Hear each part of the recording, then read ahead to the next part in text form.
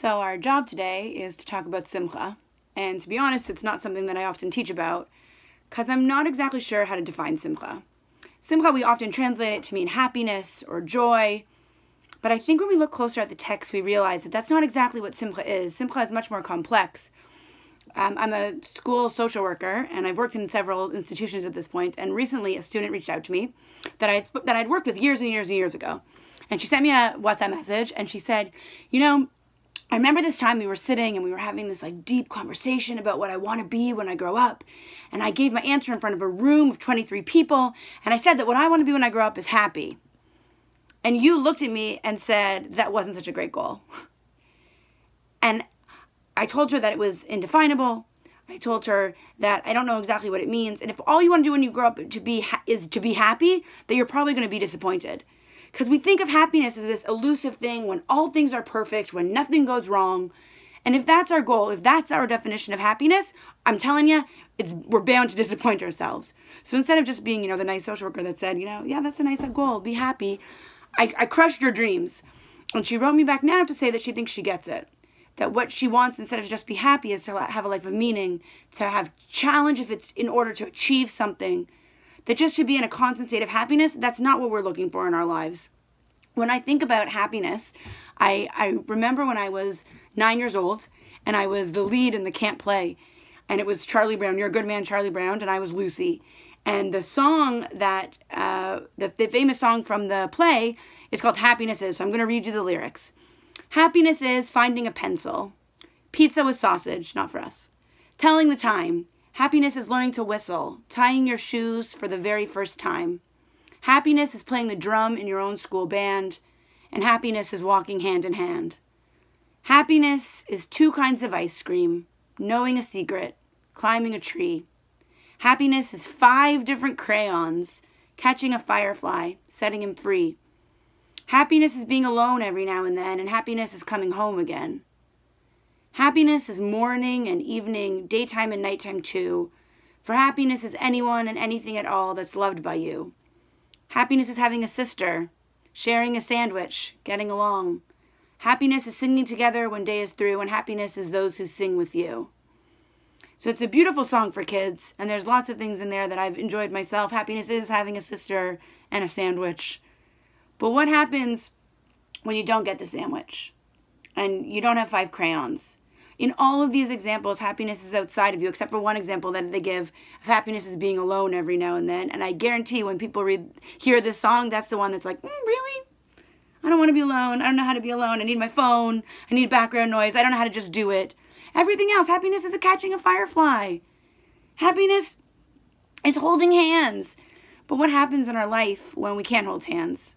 And if all of our ideas of happiness are about outside things that must come into our being in order for us to be happy, we're really in trouble.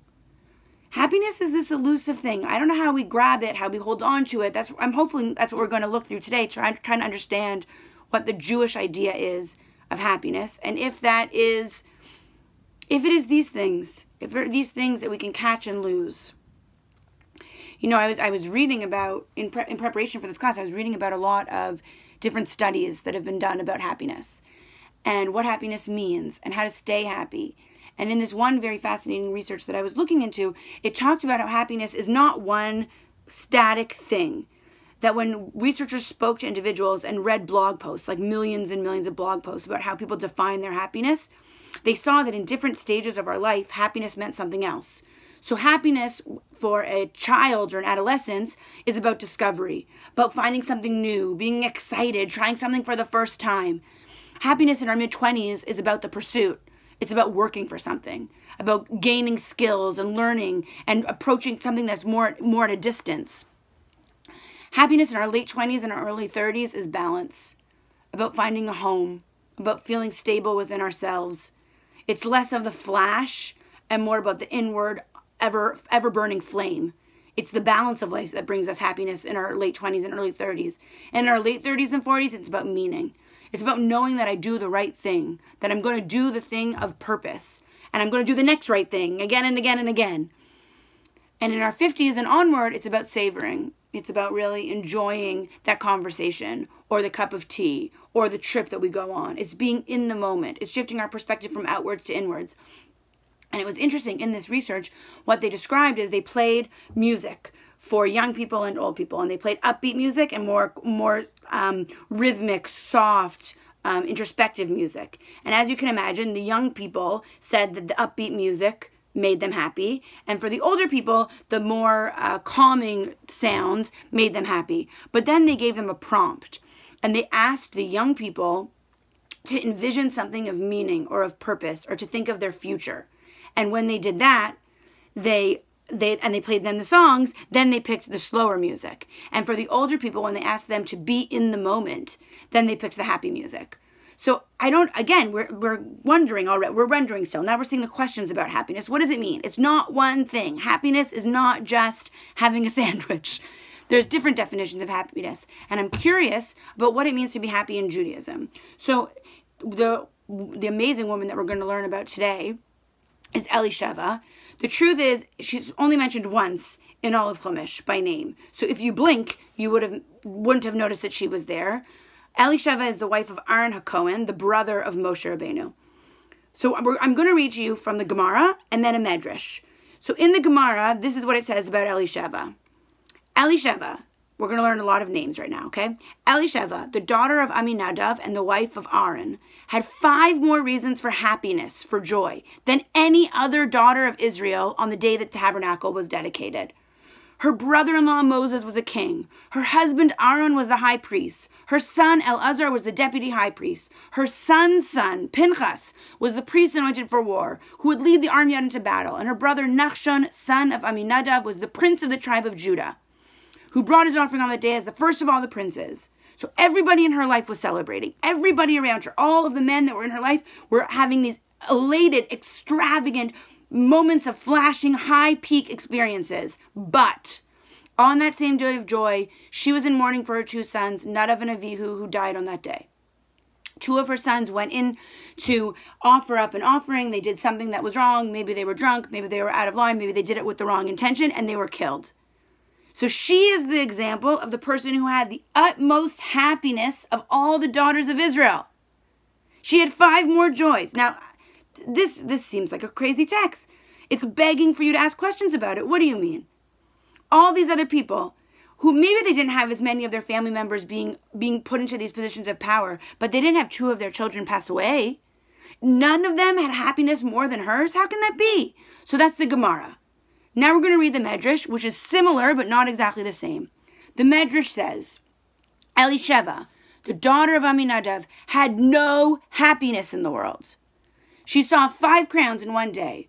Her brother-in-law, Moshe, was king. Her brother, the prince, her husband, a Kohen Gadol, her 2 sons were deputy priests. Her grandson, Pinchas, was the priest anointed to war since her 2 sons, but at the same time, her 2 sons came in to make a sacrifice and were killed. Her happiness switched to mourning. The Medrash makes sense. The Medrash makes sense to me. This is a person who knows no happiness in the world. It's supposed to be her moment. She's the wife of the Kohen Gadol, the highest person that there is in Klal Yisrael, other than Moshe Rabbeinu. This is supposed to be her moment. Her 2 sons are dead, eviscerated. Of course she's going to be miserable. The Medrash makes sense. It's the Gemara that makes us rub our heads. Why would she be put forward as the person who has more happiness than other people? It doesn't make any sense. And how can Judaism present these 2 texts? How can we have these 2 texts? One that say that she never knows happiness, and the other that says she's the happiest of all of the Jewish people. How does it make any sense to us? Which is it? Happy or mournful? We can't hold both.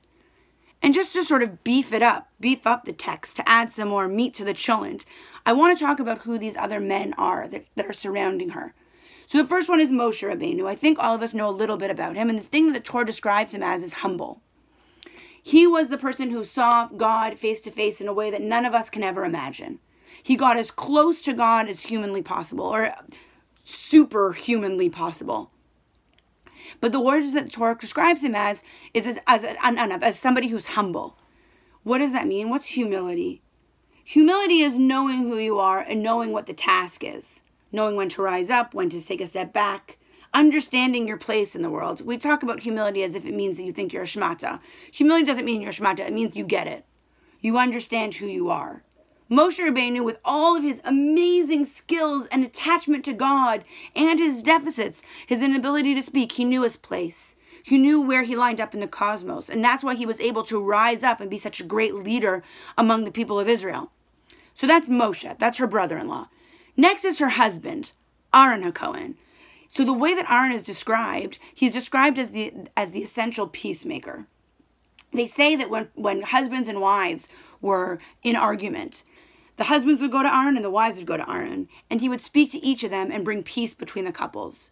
There was something about Aaron that knew how to connect the dots, how to be a peacemaker, how to connect things that seemed disparate. He was able to see a bigger picture about what was going on in the world. That was who she was married to.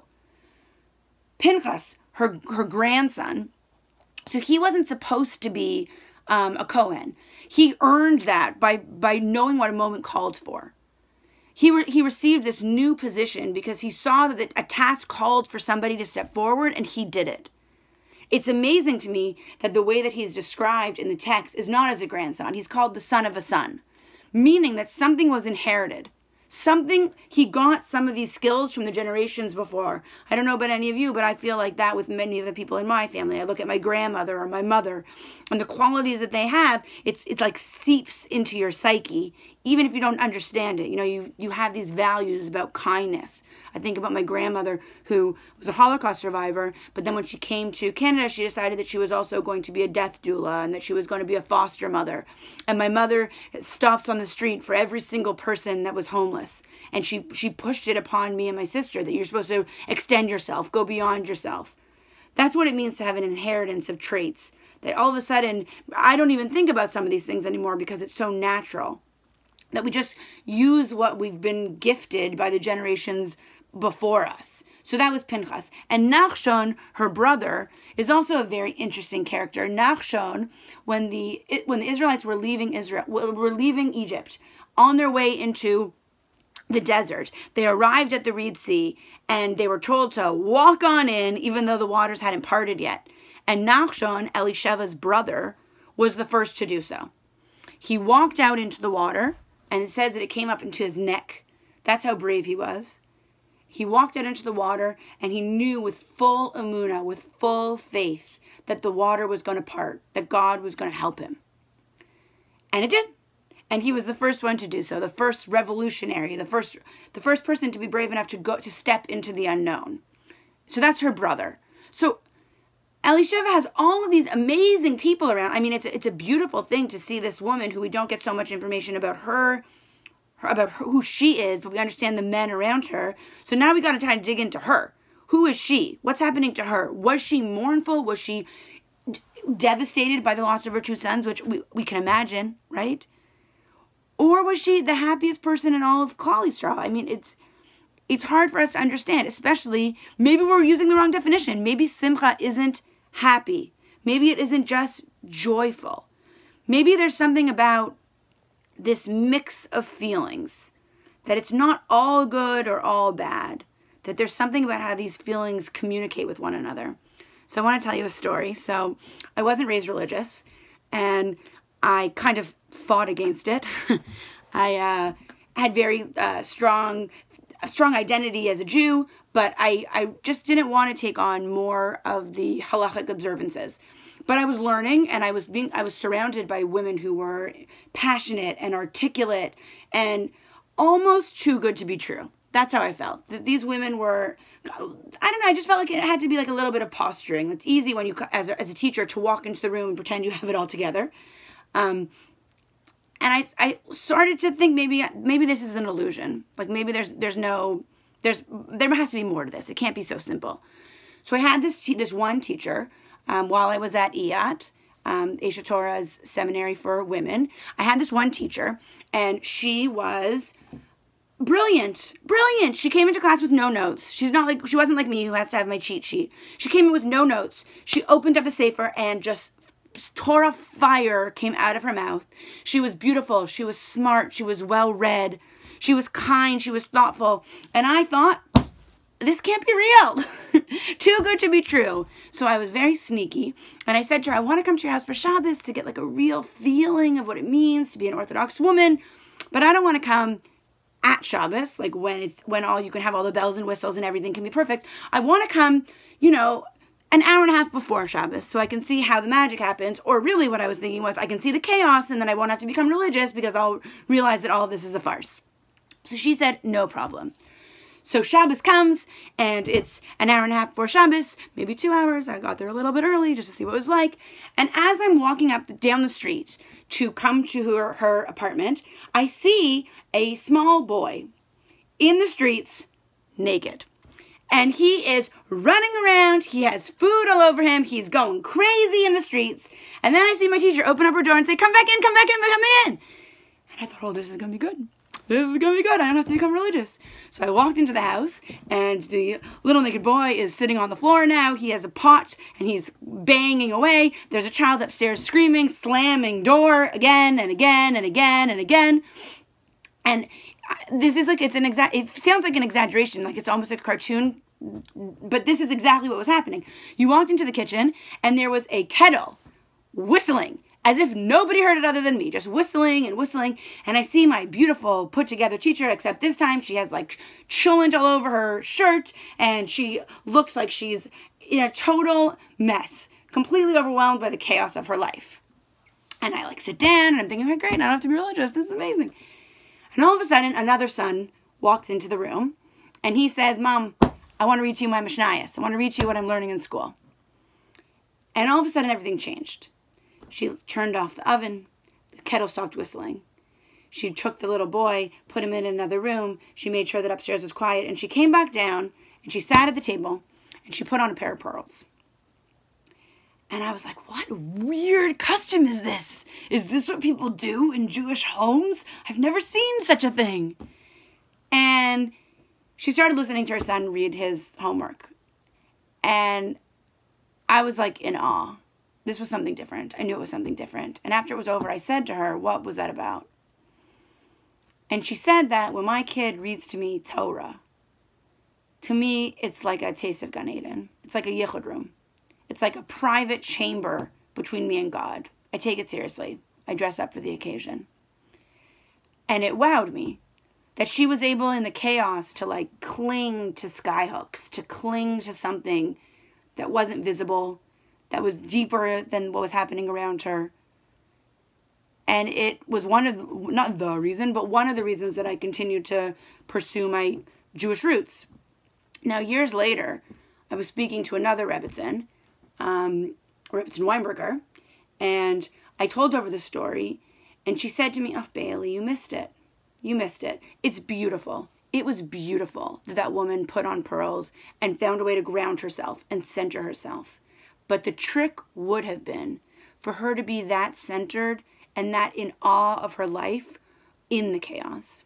Because we don't always have the opportunity to stop the chaos. You don't always have the time to sit down and find that time to be happy. It's learning how, while the kettle is whistling and while the doors are slamming and while that drum pot is being beaten, to know who you are and to know what life is about, which is very, very difficult. It's holding on to the chaos and the happiness at the same time. It's not saying happiness is the sister or happiness is the pearls or happiness is holding hands. Because sometimes happiness, we don't get those kinds of opportunities. We don't get the chance to have everything be swept away. The trick is to try to see God and to feel ourselves whole even when we're being tossed in the waves of life. I was thinking about, well, in preparation for this, I was thinking about the amazing holy movie Inside Out and how that's like the chap of the movie. That sadness, Joy thinks that it's her role to direct Riley's life. That as long as sadness can be kept in its own little bubble, that Riley will be happy.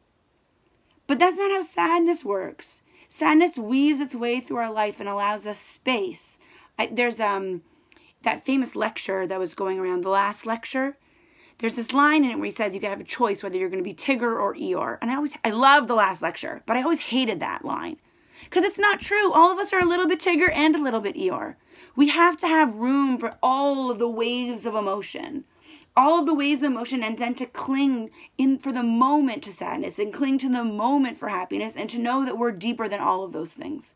That the real us it fluctuates and it can move, and we have to know what the truth is about who we are. So I want to read to you from Khalil Gibran, from the Prophet. Your joy is your sorrow unmasked. I'm going to read that line again. Your joy is your sorrow unmasked. And the self-same well from which your laughter rises was oftentimes filled with your tears. How else can it be? The deeper that sorrow carves into your being, the more joy you can contain. Is not the cup that holds your wine the very cup that was burned in the potter's oven? Is not the lute that soothes your spirit the very wood that was hollowed with knives? When you are joyous, look deep in your heart, and you shall find it is only that which has given you sorrow that is giving you joy. When you are sorrowful, look again in your heart, and you shall see that in truth you are weeping for that which has been your delight. Some of you say, joy is greater than sorrow, and others say, nay, sorrow is the greater. But I say unto you, they are inseparable. Together they come, and when one sits alone with you at your board, remember that the other is asleep on your bed. Verily you are suspended like scales between your sorrow and your joy. Only when you are empty are you at a standstill and balanced. When the treasure keeper lifts you to weigh his gold and his silver, needs must your joy or your sorrow rise or fall.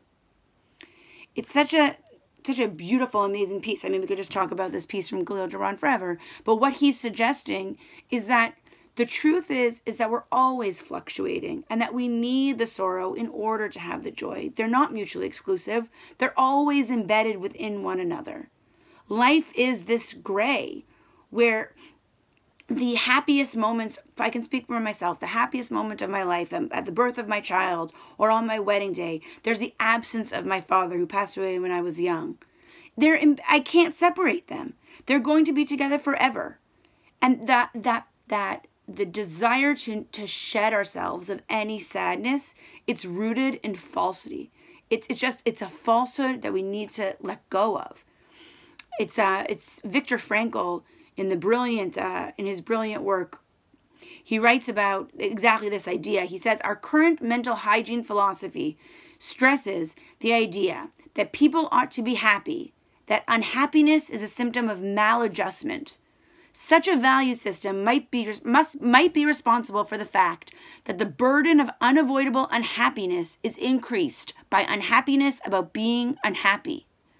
Such a value system is responsible for the fact that the burden of unavoidable unhappiness is increased by unhappiness about being unhappy. We're so afraid of sadness. Even if it serves a purpose in helping us as human beings, even if it serves a purpose to help us survive, we learn that sadness is one of the things that assists us in memory. It assists us in being kinder people, more empathetic. It helps us in order to see the world with all of its complexity. Sadness is so deeply a sister of happiness, and we're living in a world where we're like, get the sadness out. I can't deal with these big, complicated feelings. The simcha that Elisheva felt on that day was not simple. It was with all of these different emotions happening at the same time.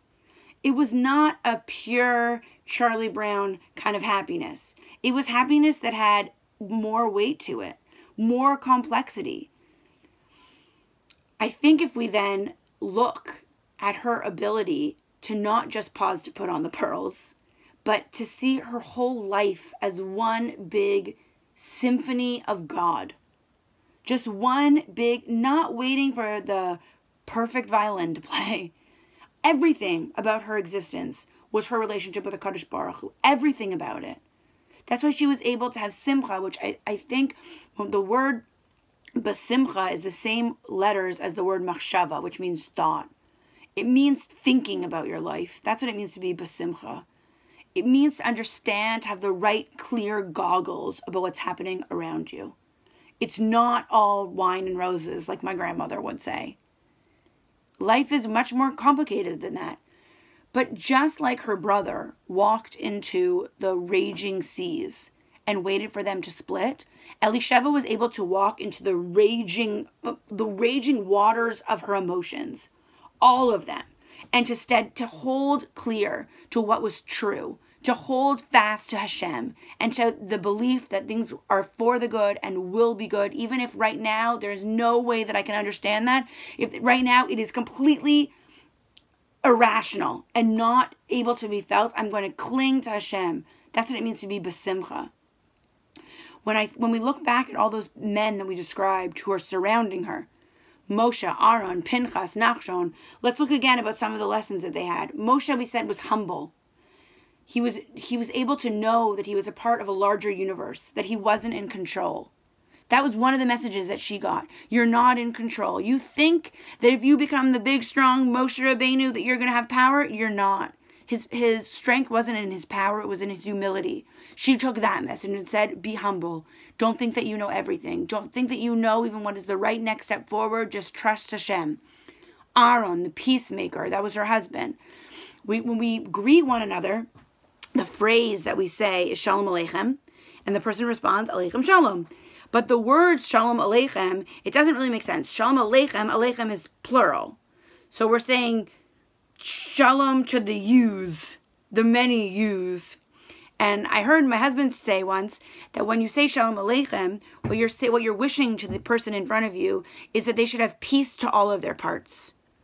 You're wishing them peace to all the complicated parts within. The blessing that we give is that all the disparate parts of your identity that you think don't mesh, let them all become one. Be okay with your complexity. Don't try to make yourself simple. Jews are never simple. A true Jewish response is to say that I'm okay with my complexity, that I bask in my complexity. Just like God is complicated and simple, I too am going to be complicated and simple. Pinchas, he wasn't supposed to be a Cohen, but he earned it. He earned his moment by acting righteously. Just do the right thing. That's what the gift that she gave to him. She gave to him the ability to just do the right thing, to know the truth, to cling to it, even when life is so complicated and hard. And Nachshon, who split the sea, this is her splitting the sea. It's her splitting the sea in her own way. I mentioned that Elisheva was only mentioned once in all of Tanakh. And the name Elisheva could mean that God is my oath, or it could mean Elisheva, meaning God is 7, which seems sort of strange. What does it have to do with 7? So, the Tzemach Tzedek and the Ramak says that Aaron Cohen would light the menorah, and that was 7 candles. So he would bring the light, and she would shine forth with the light. That's one reading. Or we could say that there are 7 attributes that we talk about Hashem possessing. So, or all of us possessing, certain midos that we all have. So the 7 midos that we have, the first one is chesed. Chesed, it's translated as loving kindness. The character trait would be warmth or nurturing, loving. The second is the alter ego to love, which is gvura. Gvura means justice, discipline, restraint, awe. It's like the reverse side of chesed. And the truth is, it's easy to say chesed is good and gvura is bad, but it's not the case. If I was to just give an ever-flowing amount of milk to my newborn baby, he would suffocate. I would be waterboarding him. There needs to be a sense of gvura, of limitation. Limitation is also a good thing. We need boundaries, discipline. These are one of the important qualities that we need to have. The third emotion is tiferet. Tiferet is translated as beauty, harmony, compassion. What we say in Yiddish as rachmanis. You need to have compassion for one another. Emotion number 4 is netzach. Netzach literally means victory, but the emotion means endurance, fortitude, ambition. Netzach is the driving force behind every single ambition that we have. Emotion 5 is hod, translate to humility, splendor, to yielding. Yesod is number 6. Yesod literally means foundation, but it's an emotion about bonding. When you bond with something, it's not just the same thing as experiencing it. It's making it part of who you are. And finally, number 7 is malchus. It literally means kingship or nobility. But on the emotional spectrum, it's leadership, independence, the feeling that we own what it is that we do. So those are the 7 emotions. So Elisheva, my God, is 7, means that Elisheva is the one who connected all the emotions. She was able to take all of these different pieces and say, I'm going to be this tapestry of feeling. I'm not just going to be one or two things. I'm going to be all of the things. It's a pretty revolutionary idea that Elisheva is the one to come to teach us that emotions aren't simple. That you don't just get to pick happy, sad, we're all of those things all of at once. And I want to read to you from Reb Nachman, who has a beautiful mashal about this. He says, sometimes when people are happy and they dance, they can grab someone from outside of the circle and bring them in. I'm sure all of us have been in a simcha where you're standing on the side and you don't want to be part of the festivities, but someone like brings you in, and then you have a choice. You get into it. The music starts speaking to you. Suddenly you forget why you were sad. You get into the moment. Or you can be sad while dancing. I don't know if any of you had that experience, where the feelings don't just evaporate, but you bring them into the circle. Against their will, this person is brought into the circle of dancers. Against his will, they force him to be happy among them. It's the same with happiness. When a person is happy, gloom and suffering stand aside. Yet greater still is to gather courage to actually pursue gloom and introduce it into the joy, such that the gloom itself bonds with the joy. We're going to bring all of these feelings in together. Hashem doesn't want us to be simplistic, to have simple emotions. He wants the complicated. He wants the mess. He wants us to stand in that kitchen with the slamming doors and the whistles blasting and to say, I'm here, I'm present. Even if it doesn't feel like what I think happiness is supposed to feel like what I told my student. I think that happiness is supposed to be simple. The goal isn't to be happy. The goal is to be present. The goal is to be thoughtful. The goal is to be connected to something that's bigger than us. I want to finish with one more story. So at a different school, I was working in elementary school, and I was working as a school guidance counselor. And one of the tricks of the trade is if you want to see what really goes down in a school, you need to go outside and watch what happens at recess. That's when the real stuff goes down. So I went outside and I saw my buddy Matthew, and he was holding a basketball, and he was playing by himself really nicely, and all of a sudden these big kids came over and they yanked the basketball away from him.